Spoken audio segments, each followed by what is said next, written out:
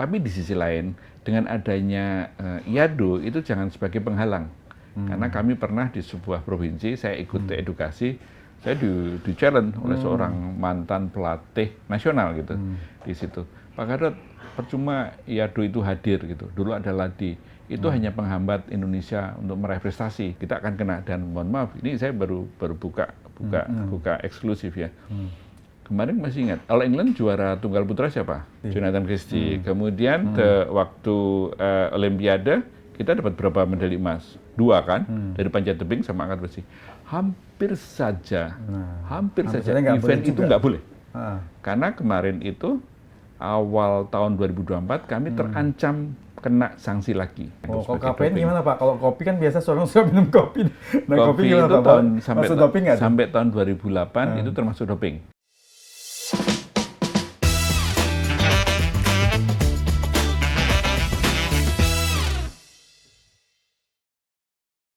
Selamat datang di Share On, edisi Sharing Discussion bersama saya Edi Wijaya. Kali ini saya berkunjung ke kantor Indonesia Anti-Doping Organization, sebuah organisasi yang melakukan pengawasan doping terhadap seluruh atlet cabang olahraga di Indonesia. Untuk lebih jelasnya apa dan bagaimana IADO, Indonesia Anti-Doping Organization melakukan tugasnya, langsung saja kita ngobrol dengan Ketua Umumnya, Bapak Gatot S. Dewa Broto. Selamat pagi Pak Gatot. Selamat pagi Pak Edi, alhamdulillah. Ya? Terima kasih sudah berkunjung ke kantor kami. Terima kasih sudah diberikan kesempatan dan waktu dan tempatnya. Iya, sama-sama. Iya. Pak Gatot sejak dulu ya dikenal sangat produktif menulis di media massa. Apakah sekarang masih sempat? Sekarang masih sempat, tapi hanya untuk rilis-rilis atau siaran pers yang terkait dengan anti doping. Oh. Tapi di luar itu saya sudah nggak pernah lagi. Berkaitan dengan tugas saat ini. Tugas saja, ya. Gitu. Nah Pak Gatot ini kan kemarin waktu PON 2024 di Aceh Sumut kan agak sedikit heboh tentang atlet binaraga kita dari Provinsi Banten, Rahmat Wijaya. Loh, kok sampai tahu Pak Edi? Iya kan, mesti tahu dong Pak. Jadi beliau sudah menang mendapatkan medali emas, tapi ternyata dibatalkan dan harus mengembalikan medali emasnya karena masih dalam masa sanksi doping dari IADO. Ini gimana ceritanya? Ya, sebetulnya Rahmat Wijaya itu pernah disanksi gara-gara penggunaan zat terlarang pada saat PON di Papua. Jadi kami memproses 3 tahun sebelumnya nggak salah? Ya, sebelumnya. Jadi prosesnya secara yudisial dan itu terjadi pada zaman sebelumnya itu adalah LADI ya. Kami masih Lembaga Anti Doping Indonesia. Sekarang jadi IADO. Nah, kemudian proses berlanjut. Awalnya itu karena pada yang lain itu nggak ada masalah. 5 atlet yang lain dihubungi ada respon, Awalnya itu kepada Rahmat Wijaya ada respon. Kami ada bukti digitalnya.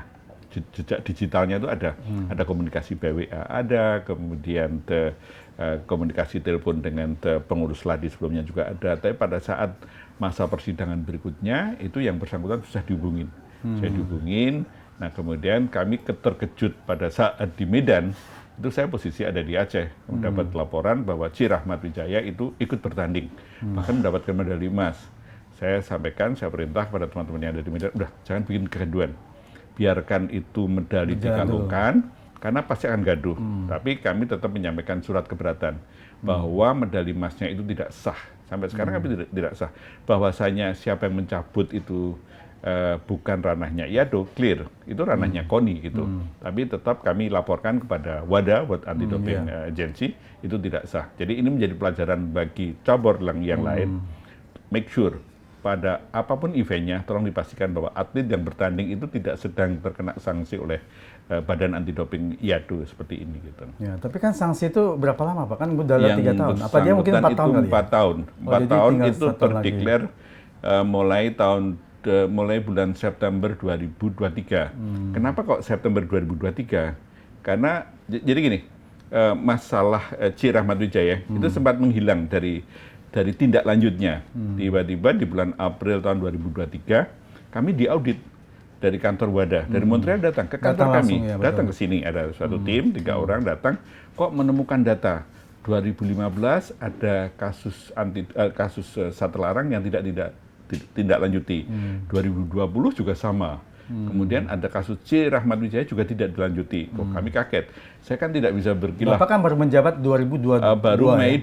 2022. Pada saat pergantian nama Ladi menjadi Iyado. Ya betul gitu. Saya kan tidak bisa berkilah. Wah itu bukan zaman saya, nggak bisa. Mau tidak mau itu harus dipertanggungjawabkan. Akhirnya atas dasar temuan dari Wadah itu kami tidak lanjuti. Kemudian kami panggil lagi, tidak menjawab dan sebagainya. Kalau yang bersangkutan mengatakan kemarin ada pembelaan dari kuasa hukumnya bahwa yang bersangkutan itu gaptek, nggak pernah berhubungan pakai email atau HP. Tapi ternyata pada saat kami selidiki, data yang dia tanda tangani di Papua dengan di Medan, jadi udah kurun waktunya udah panjang.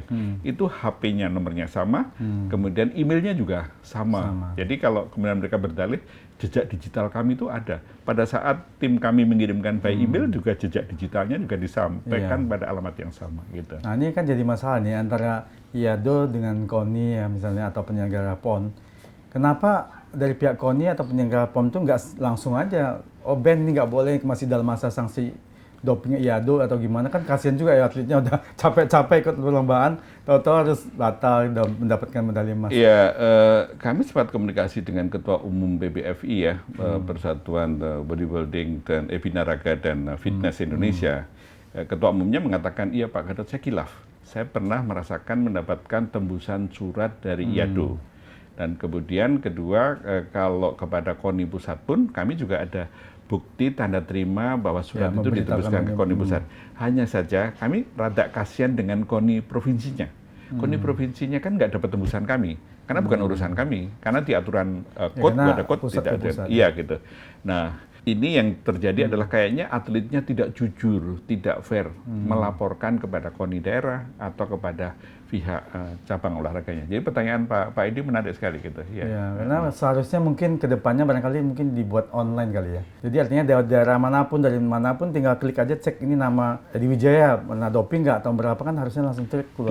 Di kami itu ada website. Websitenya itu bahkan berbasis bilingual. Indonesianya ada, Inggrisnya ada. Kenapa? Karena Indonesianya supaya mudah dipahami yang ada di Indonesia, bahasa Inggris supaya Wadah juga bisa monitor. Oh ini sejak Iyado ya Pak ya? Sejak Iyado, betul. Sebelumnya nggak ada. Nggak ada. Nah, dasar hukumnya juga nggak ada. Iya, dulu nggak ada. Masih ingat aja Pak Edi. Nah, di situ tuh clear disebut. Si Rahmat Wijaya itu ada datanya di situ. Makanya kami mengingatkan bukan menghimbau lagi, mengingatkan kepada KONI, make sure agar diperintahkan pada cabur-cabur untuk memastikan atlet boleh bertanding atau tidak. Tolong sering-sering dicek kepada websitenya Iyado. Dan di sisi lain, kami itu pada saat setiap edukasi, setiap kali juga ada rapat-rapat, itu pun kami selalu mengingatkan, tolong itu lebih hati-hati sekali. Gitu. Ya, nanti kemarin kan di PON 2024 ini kan Iyado melakukan tes doping terhadap 800 sampel ya, urin ya, dari 13.000 atlet. Nah ini ada nggak yang kena, oh ini ternyata ada dopingnya selama itu, ada nggak? Ini pertanyaan kepo tapi sangat menggoda saya. Sebetulnya proses analisa di Bangkok itu sudah selesai, ya sudah selesai. Dan kami jujur, kami sudah mengetahui gitu. Tapi belum pantas bagi kami untuk mengupload atau mempublish kepada media karena ada yang disebut proses adjudikasi, proses persidangan yang harus dilakukan dan paling lambat harus selesai dalam waktu 6 bulan sejak notifikasi awal itu dikirimkan. Nah minggu ini atau paling lambat minggu depan kami baru kirim kepada atlet-atlet yang diduga itu terkena. Nah setelah itu nanti ada warning 21 hari, kemudian mereka harus menjawab. Kemudian kalau enggak mereka bisa saja menjawab, ya kami perlu hearing. Kalau dalam bahasa hukum persidangan pertama. Kemudian di persidangan pertama nanti mereka akan mengatakan, wah saya nggak percaya, kami ingin buka sampel B-nya. Karena itu kan pada saat diambil, itu kan ada sampel A, sampel B. Padahal isinya sama. Kalau mereka nggak percaya dibuka sampel B-nya. Tapi resikonya kalau buka sampel B-nya berarti dia kan nggak ngakui kalau dia berbuat. Umumnya sama. Nah kemudian bisa juga dia itu kemudian banding. Ada majelis yang harus berbeda juga, masih di komunitas Iyado, tapi kami sekarang atas saran dari Wadah harus majelis hakimnya itu harus berbeda. Lalu kami menggunakan BAGI, mungkin Pak Edi pernah dengar, Badan Arbitrase Kekeluargaan Indonesia gitu. Nanti personelnya beda. Seperti kalau di persidangan, kan nggak mungkin di proses peradilan pertama dengan banding kan sama, nggak mungkin. Hakimnya. Nah, kalau masih dibanding itu juga dia nggak puas, dia bisa maju ke CAS. Ya. CAS itu di Court Swiss. Court Arbitration of Sport. Betul, mereka akan maju di situ. Jadi prosesnya seperti peradilan yang terjadi. Nah, perkiraan kami kalau tidak ada sampai proses ke CAS, itu bulan Maret sudah selesai. Dan setelah bulan Maret itu paling lambat kami baru akan mengumumkan wajib hukumnya, kami harus mengumumkan di websitenya kami, karena kalau enggak akan ditegur oleh WADA. Gitu. Nah ini memang sebelum diumumkan, tapi ada nggak dikasih sekian orang yang mungkin, tapi nggak perlu sebut, kan belum boleh sebut karena belum upload, tapi ada gitu, sekian persen gitu. Ya kalau belajar, nih lagi-lagi pertanyaan Pak Edi ini menggoda banget ini. Kalau belajar dari case pon ke pon, itu kayaknya belum pernah ada zero. Pasti ada ya? Pasti ada. Karena masih ingat Pak Edi dulu PON di Jawa Barat 2016 itu 12 yang terkena. Jadi yang atlet biasa itu 11, yang satu berkuda. Ya, kemudian di 2021 di Papua itu yang terkena 6. Kalau tahun ini ya yang penting tadi saya sudah bocorin dikit ya, nggak zero gitu. Pasti ada ya. Nah ini tadi Bapak sebut berkuda ini untuk cabang olahraga berkuda yang dites gimana nih, atletnya atau kudanya atau dua-duanya yang dites? Yang dites, jadi tesnya itu pengambilan sampelnya tidak menggunakan tenaga kami. Tenaga kami itu namanya DCO, Doping Control Officer, yang tadi Bapak saya kemukakan ngambil sampel untuk 800 ya gitu. Nah tapi mereka itu di bawah otoritas dari Pordasi. Ya, Pordasi ya bekerja sama dengan IF-nya. IF-nya kan FEI kan ya. Ya mereka bekerja karena mereka punya otoritas sendiri. Karena di code, di World Anti-Doping Code itu disebutkan di pasal 16.1 dan 16.2 bahwa untuk animal itu any animal, tapi kan yang paling populer kan kuda ya. Itu harus diserahkan kepada otoritas dari NF-nya sama IF-nya sendiri. Jadi mereka mengadakan National Federation, Pordasi dalam hal ini, dan IF-nya, V-nya itu tadi. Nah mereka punya DCO sendiri, dan mereka kemudian juga menyampaikan ke lab-nya juga beda. Lab-nya kan di Hong Kong. Jadi di Hong Kong. Itu kuda, untuk kuda di Hong Kong. Nah ini tentang lab nih Pak. Kan selama ini kan selalu kalau pengecekan doping itu kan harusnya ke Bangkok. Ini Pak Indonesia nggak bisa Pak melakukan itu? Kenapa harus Bangkok? Ya, saya pernah dipanggil oleh para pejabat di Kementerian Kesehatan gitu. Kemudian jawaban kami clear waktu itu. Pengennya sih Indonesia punya lab tersendiri. Karena kalau sekedar info, ini bukan promosi, di Jakarta itu ada namanya Lakesda. Lakesda itu peralatannya bagus banget. Dan masih ingat kemarin waktu ada kejadian gagal ginjal anak-anak yang banyak terkena ginjal sirup itu dari apa? Ya, itu banyak diperiksa oleh Lakesda di sana. Cuman yang jadi persoalannya, Lakesdanya sih siap, tapi persyaratannya setiap lab anti doping di negara manapun sejauh ini di dunia baru ada 30 ya. Di Asia itu yang adanya di Bangkok, Beijing, kemudian Seoul, Tokyo, kemudian di Qatar, dulu ada di New Delhi gitu. Nah itu syaratnya minimal dalam 1 tahun itu bisa 3.000 sampel yang diambil. Sementara IADO saja setiap tahun, misalnya sejak saya memimpin, itu tahun 2022, 2023, dan 2024, itu kami ngambil sekitar 700 sampel, itu udah berat banget gitu. Tapi apakah nggak ada solusi? Ada solusinya. Jadi solusinya ini satu saat kami ingin agar Kemkes, kami, Kemenpora, Kementerian Keuangan, dan Kementerian Dalam Negeri duduk bareng. Minimal begini, misalnya kita kan ada 38 provinsi. Satu provinsi aja, misalnya ada Porda, kan itu kan ada cek doping, itu kemudian diambil 50-nya, 50 sampel aja, nggak usah banyak-banyak, 50 dikalikan 38, itu sudah berapa? Ya. Kemudian ditambah yang rutin dilakukan oleh IADO, baik ICT maupun OCT, itu jumlahnya sudah lebih dari 3.000. Harusnya cukup. Nah makanya itu berbagai instansi KL itu harus duduk bareng, karena ujung-ujungnya misalnya di sana Porda di Aceh juga diambil, itu kan ujung-ujungnya juga anggaran juga kan, Sumatera Utara dan seterusnya hingga Papua begitu. Jadi hanya ujungnya masalah ini aja, masalah minimal batas yang harus diambil. Kalau di luar itu SDM-nya mencukupi, peralatannya semua cukup lah ya, ya. cukup canggih. Iya, dan WADA tidak akan mempersulit sejauh itu proses ditempuh dengan baik. Meskipun tidak langsung seketika, biasanya butuh waktu sekitar 2-3 tahun. Gitu. Karena ada pemeriksaan inspeksi dari WADA. Gitu. Nah ini tentang tadi ICT, OOCT ini, supaya penonton SRON juga paham, ini kan ICT in competition testing. Yeah. OOCT out of competition testing. Nah, ini gimana ceritanya nih? Yeah. Bedanya apa ini? Misalnya kita sering kan nonton badminton di Sora ya. Nonton badminton misalnya International Indonesian Open atau BWF gitu. Yeah. Itu salah satu contoh itu ICT karena event sedang berlangsung. Pada saat masa kompetisi. Iya, event berlangsung. Atau ada kejurnas atletik atau kejurnas apapun gitu. Itu namanya ICT. Kami diminta biasanya mereka via cabornya kirim surat pada kami, tolong ke IADO untuk menjadi testing authority atau kemudian mengerahkan untuk DCO-nya untuk pengambilan sampel, termasuk nanti kalau ada proses result management komite tadi proses persidangan itu menjadi tanggung jawab IADO. Ini namanya ICT, pada masa kompetisi. Iya, kompetisi atau eventnya, kejuaraan. Nah, yang OOCT itu lain, Pak. OOCT itu 1 tahun itu bisa 3 kali ditargetkan kepada para atlet yang berlabel atlet elit. Atlet elit itu siapa? Atlet internasional.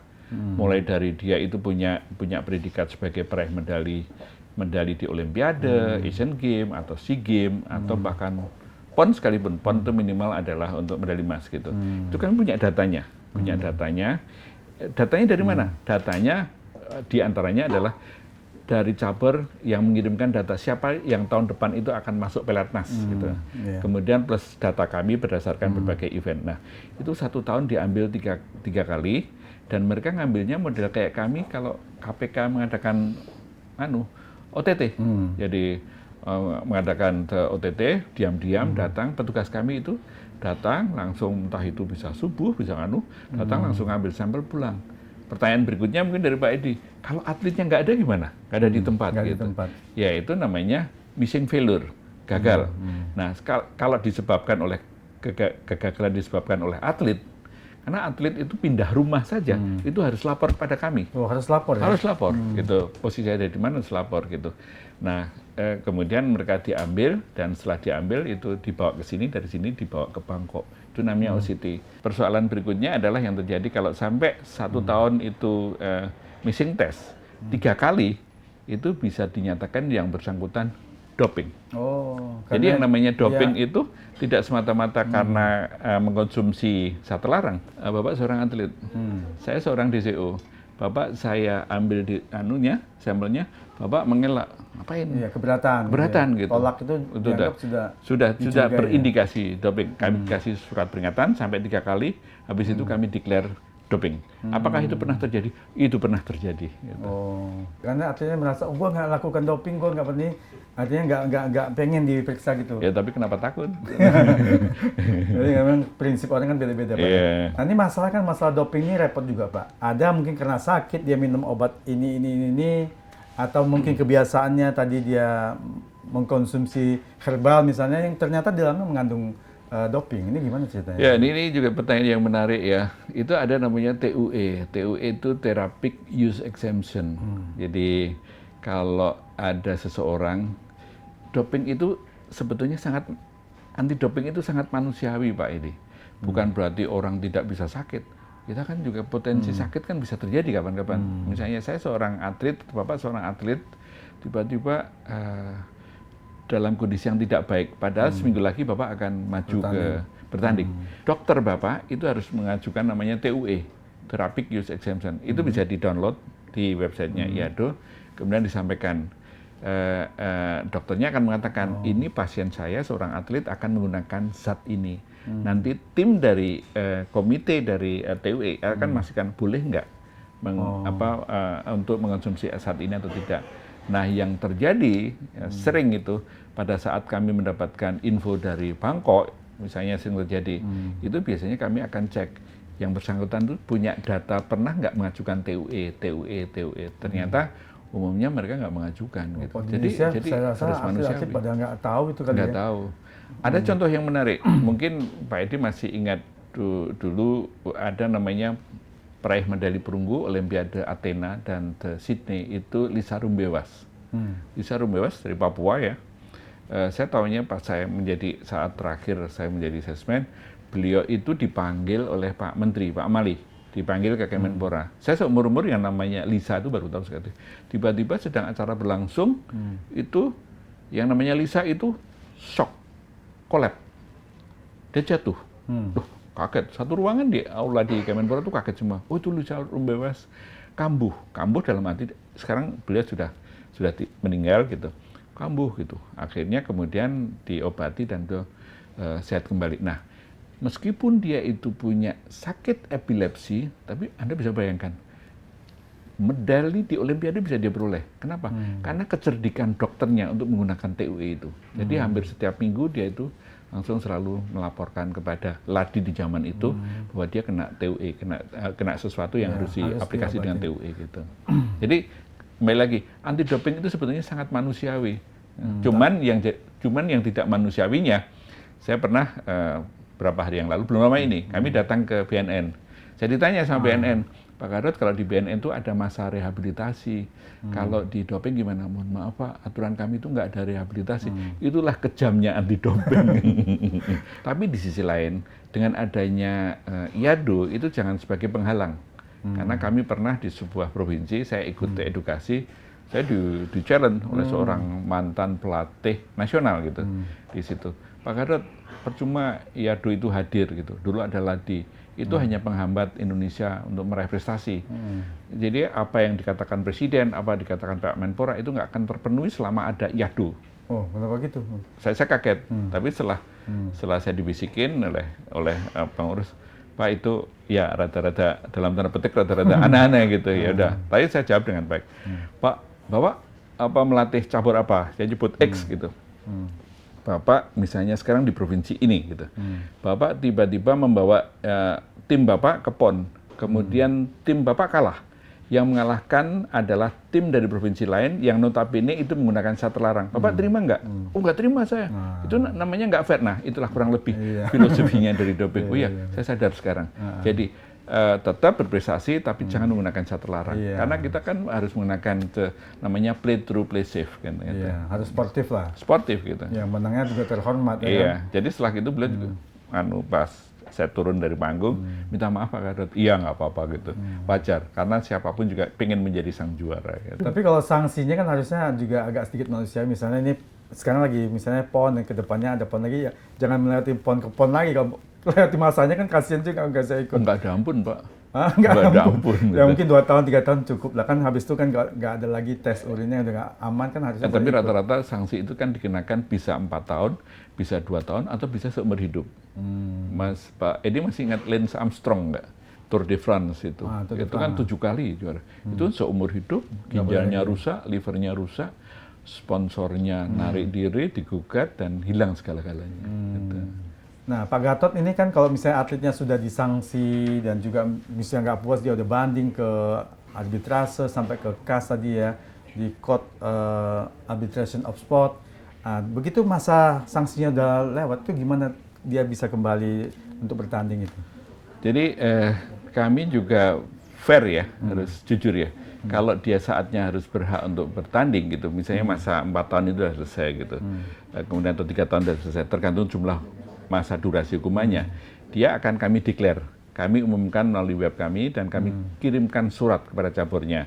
Oh, atlet X, atlet A itu berhak untuk bertanding. Contohnya kemarin di Peparnas untuk Paralimpiknya ya, penyandang disabilitas. Ada seorang atlet yang sudah hukumannya habis di awal tahun 2024 karena dulu kasus doping di Peparnas di Papua.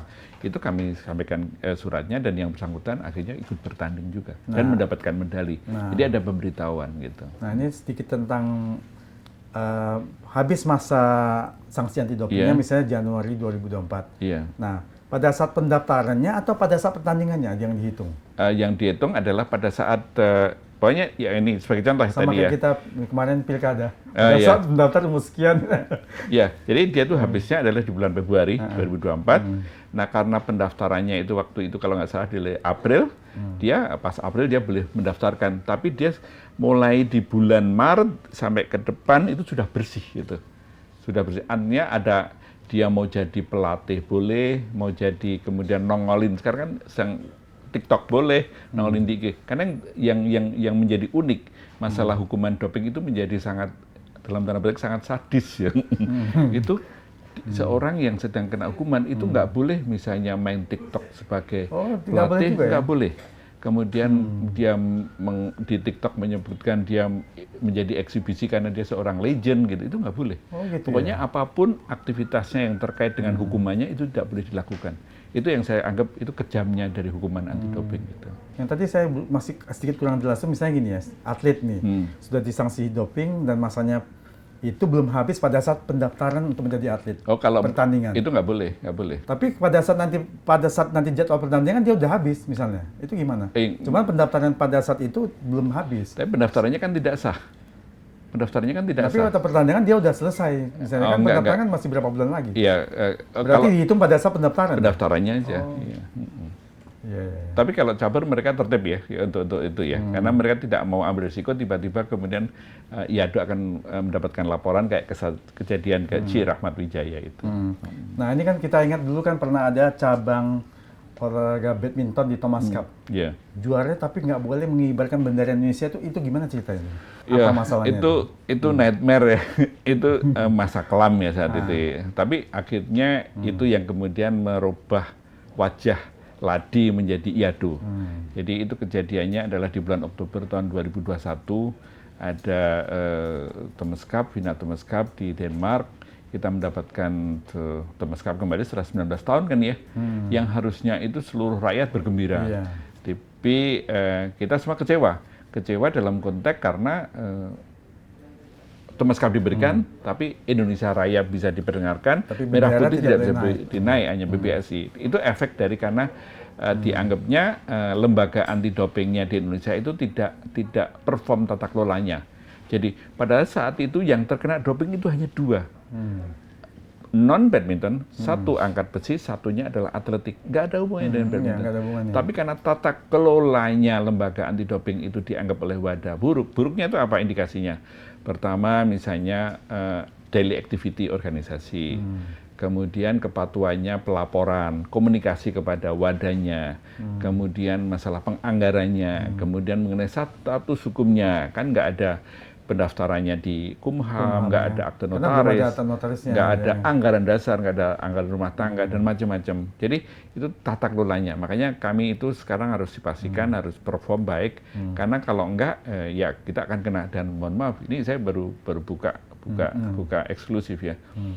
Kemarin masih ingat, All England juara tunggal putra siapa? Jonathan Christie. Kemudian waktu Olimpiade kita dapat berapa medali emas? 2 kan? Dari panjat tebing sama angkat besi. Hampir saja event itu nggak boleh. Karena kemarin itu awal tahun 2024 kami terancam kena sanksi lagi. Performance kami tata kelola sudah bagus, cuman ada masalah regulasi yang itu masih dipersoalkan oleh WADA. Dan akhirnya baru dideklar kami aman itu tanggal 12 Maret tahun 2024 di Lusan pada saat kami datang ke sana.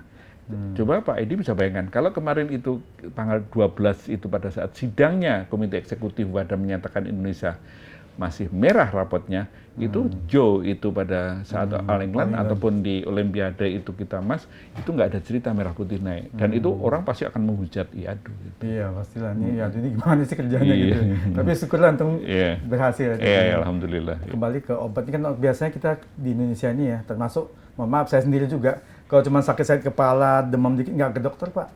Saya cuma beli, mohon maaf nggak sebut merek lah ya, obat anti sakit kepala misalnya, atau obat demam merek ini, langsung aja saya minum Pak sembuh. Nah tapi ternyata kan ada obat-obat tertentu yang kandungannya itu termasuk doping. Gimana itu ceritanya? Sama seperti saya. Nah, saya juga baru tahu setelah saya jadi ketua anti doping. Gitu. Jadi suatu saat saya minum sesuatu gitu. Kemudian dokter staff saya tanya, Pak, kemarin Bapak pusing ya? Bapak minum apa? Saya minum X gitu. Saya kan nggak boleh menyebutkan nah, brandingnya kan. Mohon maaf Pak, sambil saya dipegang paha saya. Bapak itu doping. Hah? Untung bukan atlet, Pak. Untung bukan atlet. Oh, itu tak ciduk gitu Bapak. Oh, serius. Langsung kami diskusi. Lalu dibuka di website kami sendiri. Pak, ini mengandung senyawa ini. Oh, iya, saya tahu. Tapi tolong please ya. Bapak kalau edukasi jangan menjelaskan itu karena kalau enggak nanti kami digugat oleh farmasi kan. Iya, gitu. merek tertentu itu kan merasa keberatan, Bapak mencemarkan nama baiknya, misalnya nggak boleh minum ini kan. Tapi sebaliknya, pernah suatu saat saya di Surabaya. Di Surabaya gitu, ya bahasa bagi mereka kan nyebut kan sesuatu hal yang biasa di sana. Pak, Bapak ini gitu. Itu, aduh, kok susah sih. Saya tiap hari itu sama pelatih, latihan berat-berat. Udahlah Bapak jujur aja deh gimana. Obat apa yang boleh dan tidak boleh gitu. Saya karena sudah tahu karakter, saya meskipun bukan orang Surabaya, tapi karakter orang Surabaya gitu. Itu poin gitu. Ada kata-kata jan gitunya, tadi kan udah gitu. Saya tawa, satu orang ngakak semua gitu. Aduh, Dik, gitu. Mohon maaf. Kami digugat apapun, kami dituntut hukum apapun, sampai kapanpun saya tidak, selamat itu dilarang, saya tidak akan menyebutkan nama branding. Tapi apa Pak gitu? Saya panggil dokternya ada, dokter, tim itu, iya Pak gitu. Memang atlet itu pinter, bagus gitu, tapi kadang-kadang beliau bingung gitu. Nah, tolong dong dokter diajarin. Atlet kan nggak butuh untuk yang muluk-muluk. Dokter yang tahu senyawanya itu bahasa Latinnya, kimiawinya itu kan hanya dokter. Tolong dong dokter dijelasin. Oh ya Pak, baik Pak, baik. Nah sekarang di cabur-cabur itu mulai ada tumbuh kesadaran. Kalau saya sakit, pilihannya dua. Saya akan minta saran kepada dokter, saya lebih baik minumnya apa. Yang kedua, juga jangan sembarangan beli online. Karena online itu sering kejadian masuknya dopingnya dari situ. Ya. Kemudian yang ketiga, ya kalau memang itu ragu-ragu, ya udah lakukan kemudian aplikasi TUE tadi. Gitu. Oh, gitu, tapi yang jadi masalah ini kan banyak atlet kita itu orang-orang yang tadinya tidak dibina di semacam, misalnya contohnya kan di Platnas atau apa kan mereka ada dokternya segala macam. Atlet Lombok itu namanya Zohri yang kalau dia dulu lari nggak pakai sepatu segala macam, ternyata lomba kan bisa juara juga. Nah kan kalau masalah obat-obatan dia nggak ngerti, kalau sakit kepala, demam ya pasti langsung beli, langsung minum aja kan. Itu kan ternyata bahaya. Dan repotnya, atlet itu nggak tahu nih mereknya ini kandungannya dalamnya apa. Kan nggak boleh sebut nama, nggak boleh sebut merek, itu kan jadi masalah juga. Daerah-daerah nggak mungkin tahu nih mereknya apa sih. Nggak disebutin tuh jadi repot juga loh Pak. Iya. Saya kenal baik dengan Zohri, dan Zohri juga pernah ke ruang sini, ke IADO, karena tadi untuk mendaftarkan atau bisa mengetahui, belum lama ini sebelum ke Paris lah, untuk mengetahui lebih banyak larangan-larangan dari doping itu gitu. Tapi kembali kepada Zohri sekian tahun yang lalu ya, tadi bagus Pak Edi mengatakan, bagaimana dengan yang di daerah, yang di remote? Itulah sebabnya kami itu wajib melakukan edukasi kepada para atlet di daerah untuk memastikan bahwa ini dilarang, ini boleh, ini dilarang, ini boleh, dan sebagainya. Karena kalau enggak, demi kesehatan, yang penting mereka makan. Nggak tanya besok juara, dan setelah juara mereka kena doping gitu. Karena suatu saat pernah ada seorang atlet senior, dayung, terpaksa kami minta testimoninya Pak Edi. Kami minta testimoni karena dia itu menangis pada saat teman-teman kami ada edukasi di Bandung. Coba kalau dulu tuh saya ada edukasi, saya tidak akan terjerat hukum, akan tidak medali ditarik, rumah ditarik, bonus ditarik, dan saya kena sanksi sosial kanan kiri tetangga gitu.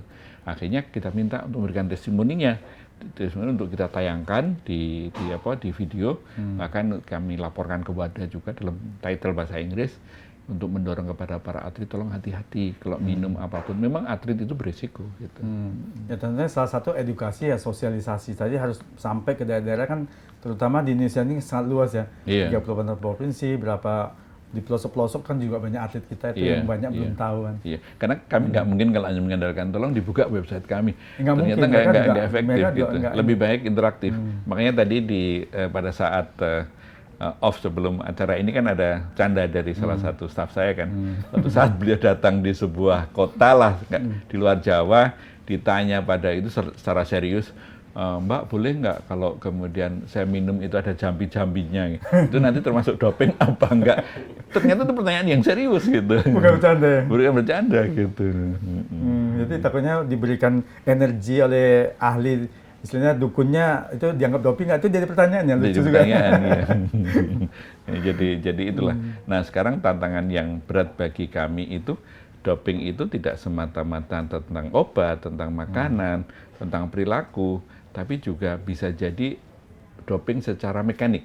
Kembali kepada misalnya kayak balap sepeda Lance Armstrong, itu rupanya doping itu juga dilakukan melalui Di sepedanya. penggunaan sepedanya. Sepedanya sepedanya ada dia motoriknya, dirubah. ada Oh, motoriknya. Itu. dibantu dengan motoriknya. Ya, kemudian yang kedua juga yang jadi masalah itu sistemik. Sistemik kalau nggak usah jauh lah. Sekarang yang jadi heboh sekarang adalah, Bapak pasti pernah baca tentang kasus aktor Amerika P. Diddy. Ya, P. Diddy itu ya, yang rame gitu. Kita nggak cerita tentang kasusnya ya. Tapi yang jadi masalah adalah P. Diddy itu kan menggunakan bribery, menggunakan gratifikasi, menggunakan tekanan. Nah, ada beberapa case tertentu di Eropa itu, mereka itu timnya itu sampai menyogok atlet lain supaya yang terkena itu bukan atlet utamanya. Nanti yang terkena doping ada atlet yang lain dikorbankan untuk itu. Dan kami harus waspada. Dan yang paling unik di kami itu ada namanya Direktorat Intelijen. Direktorat Intelijen itu yang fungsinya adalah melakukan surveillance, memata-matai perilaku atlet itu sendiri. Informasi ya. Pak Yado ini gimana cara memberi edukasi kepada masyarakat atau atlet khususnya? Ya, idealnya seluruh atlet se-Indonesia itu bisa tereduket. Karena pernah kami mengadakan seminar nasional di sebuah hotel besar di Jakarta, itu tanggal 30 November 2022.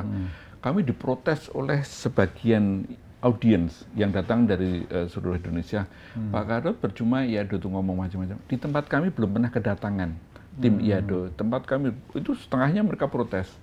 Kami sadar di situ wadah hadir, perwakilan wadah hadir. Usut punya usut memang kami terbatas. Karena ada satu direktur, karena di sini itu di bawah saya itu ada sekjen. Kemudian di bawahnya lagi ada Biro Perencanaan, Biro Keuangan, ada Direktur Edukasi, Direktur Testing, Direktur Intelijen.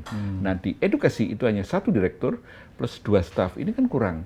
Nah, di provinsi lain belum ada cabang Iado? Iado itu sesuai undang-undang hanya boleh 1. Di pusat? Di pusat. Oh. 1. Nggak boleh ada di cabang lain. Nanti mereka melakukan pengujian sampel menjadi subjektif demi kepentingan sendiri kan nggak boleh. Tapi mungkin dari sisi edukasi saja ini di cabang-cabang di mana-mana gitu. Ya. Jadi kemudian solusinya ya. Tapi pertanyaan Bapak benar. Solusinya adalah atas dasar temuan itu plus audit bulan April tahun 2023 itu kemudian kami menghadirkan apa yang disebut PRESI. PRESI itu presenter edukasi. Jadi bulan Januari 2024 kami membuka pengumuman ke seluruh Indonesia melalui web kami. Pada siapapun persyaratannya adalah misalnya S1, kemudian background-nya ada misalnya dokter olahraga atau pelatih atau dosen untuk bisa mendaftarkan menjadi presi. Karena luasnya wilayah Indonesia. Yang daftar berapa banyak, Pak? 278. Itu mendaftar. Daftar, akhirnya seleksi, dan terakhir di tanggal 30 Agustus 2024 kami menetapkan 12 yang terpilih. Nah 12 itu datang dari seluruh Indonesia, ada yang dari Medan, ada yang dari Maluku, dari Papua dan sebagainya. Itu setiap sekarang ada edukasi, misalnya kayak besok saya ada di Gorontalo, lalu hari yang sama ada yang ke Pontianak gitu. Kemarin ada yang ke Kendari, ada yang ke beberapa tempat. Itu presi itu kami mobilisasi, kami terjunkan. Karena kalau hanya mengandalkan tadi pengurus dan satu direktur dan itu nggak mungkin. Nah itu diapresiasi oleh wadah dan yang menarik Pak. Itu satu-satunya di Asia Tenggara yang punya presi, baru di Indonesia ini. Gitu. Luar biasa ya. Ya, karena mereka menyadari ya karena Indonesia begitu luas. Geografisnya kan beda. Iya. Singapura cuma kecil di situ ya, mungkin dia nggak perlu banyak-banyak. Iya. Jadi di sini kan banyak. Nggak perlu lagi kayak dulu pada komplain Pak di tempat kami belum pernah kedatangan nonsen Bapak ngibul gitu. Ya, paling jadwalnya saja yang mungkin belum sampai waktunya. Ya. Dan yang namanya edukasi kan tidak harus face to face kan, itu kan bisa Zoom, secara Zoom dan lain ya, sebagainya gitu. Jadilah itulah tantangan edukasi di anti doping gitu. Nah, tadi tentang edukasi dan sosialisasi itu mungkin apa perlu nggak ya dari Iado itu melakukan semacam ke Kementerian Pendidikan itu jadikan kurikulum supaya dari sejak sekolah aja siswa udah tahu nih. Kalau yang masuk doping ini apa, yang nggak boleh apa, yang boleh apa, itu mungkin perlu nggak masuk? Untuk jangka panjang sih nanti akan kita masuk ke sana. Sekarang jangka pendeknya kami masih berbasis pada atlet elit dan atlet pada layer kedua, ketiga gitu. The next-nya, karena kebetulan itu kan Indonesia itu kan termasuk penandatangan ratifikasi dari konvensi UNESCO tentang against doping in sport. Nah, itu poinnya adalah berarti semua KL, semua kementerian itu wajib untuk membantu pelaksanaan anti dopingnya IADU gitu. Nanti kami tentu saja akan menengok Kementerian Pendidikan dan apalagi kami bertetangga dan kami sudah mengundang mereka dalam konteks untuk itu bisa masuk di kurikulum dan sebagainya. Artinya lebih bagus, lebih cepat mereka udah pada tahu Iya, kan. iya. Nah ini tentang minuman herbal nih, kan banyak minuman herbal yang ternyata di dalam mengandung doping. Salah satunya kita sebut misalnya kratom. Sekarang juga masih kontroversial karena kratom ini dijadikan bubuk diminum supaya bisa fit. Menurut BNN ini masuk narkotika ini, tapi menurut yang di umum masih banyak diperjualbelikan gitu. Ini masuk doping nggak kalau yang ini? Ya, kembali kepada apa yang sudah kami lakukan bersama BNN ya, baru hari Senin kemarin itu ada ranah yang menjadi arsiran. Ini masuk doping, ini masuk enggak, ini masuk narkoba atau doping, ada yang banyak sekali yang itu menjadi padanannya gitu. Nah, syaratnya untuk bisa declare itu sebagai doping itu syaratnya hanya 2. Satu itu menimbulkan energi tambahan kepada atlet. Dan yang ketiga itu kemudian merubah performance dari atlet itu sendiri. Kalau selama itu 2 itu sudah terbukti, ada besar kemungkinan ada zat terlarang yang masuk kepada herbal yang bersangkutan gitu. Kalau itu ginseng masuk nggak ya? Kan ginseng bisa buat fit juga ginseng. Ya sekarang tergantung senyawa apa yang ada di dalamnya. Tapi gitu. udah pernah dilakukan pengetesan nggak? Mungkin mengecek penelitian ini ginseng mengandung ini atau apa gitu nggak ya? Sekali lagi kami karena dilarang menyebut nama produk ya. Kan apa jenisnya ginseng. Iya, gitu. Ginseng ini kan produk satu nama herbal. Iya, kalau di situ misalnya di situ zat kafeinnya atau zat terlarangnya berlebihan itu bisa dianggap kalau sebagai kafein doping. gimana Pak? Kalau kopi kan biasa orang suka minum kopi. Nah, kopi gimana, itu Pak? Sampai tahun 2008 itu termasuk doping. Kemudian setelah tahun 2008 naik hingga sekarang itu sudah dicabut. Tetapi ada tetapinya.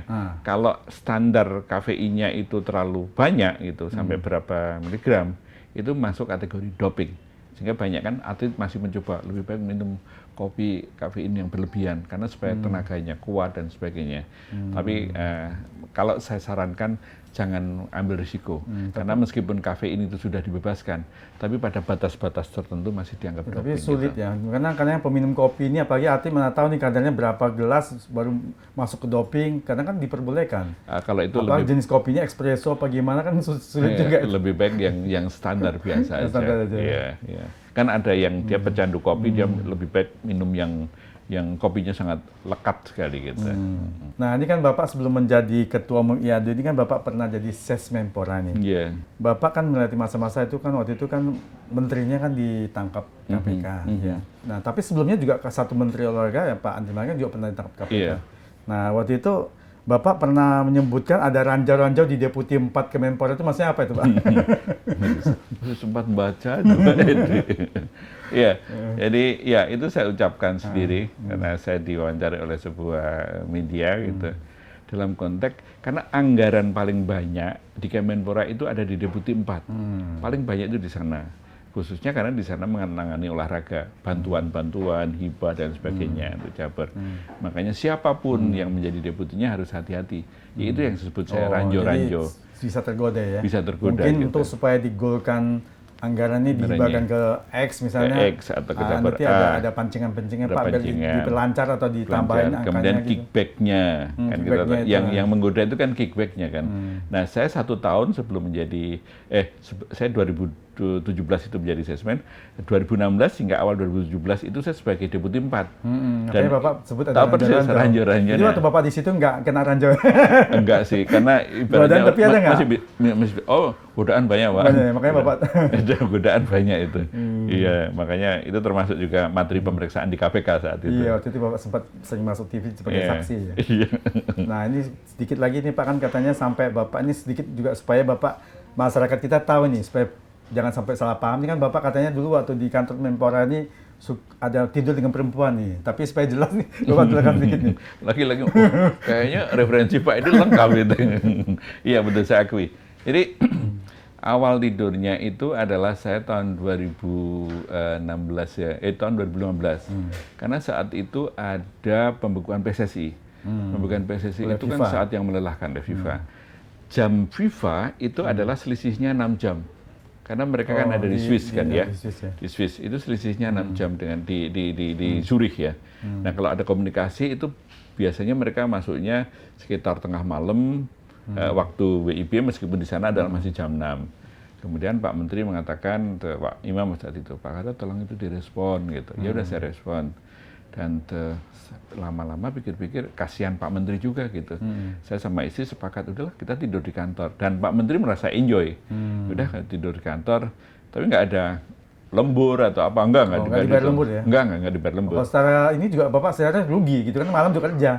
Rugi.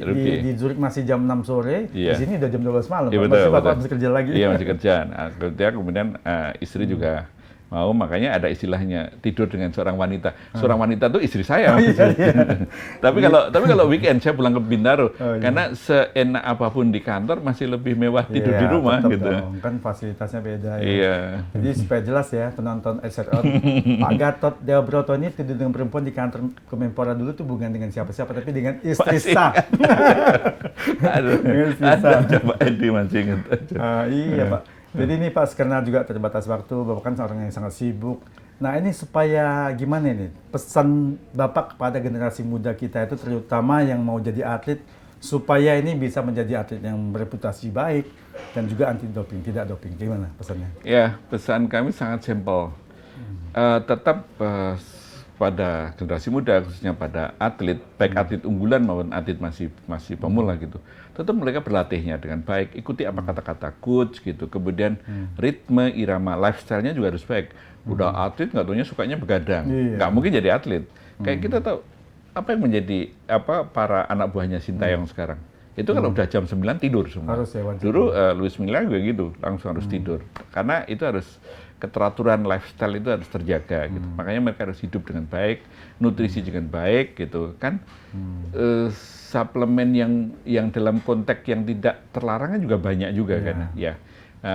Dan juga harus, pokoknya yang penting itu mereka latihan dengan baik. Terima kasih Pak Gatot atas waktu Sama-sama, dan tempatnya. Pak Edi, Yang terima luar kasih. biasa. Kalau nggak gini nggak main ke sini ya. Iya Pak, Terima makasih Pak. makasih, Pak. Sama-sama.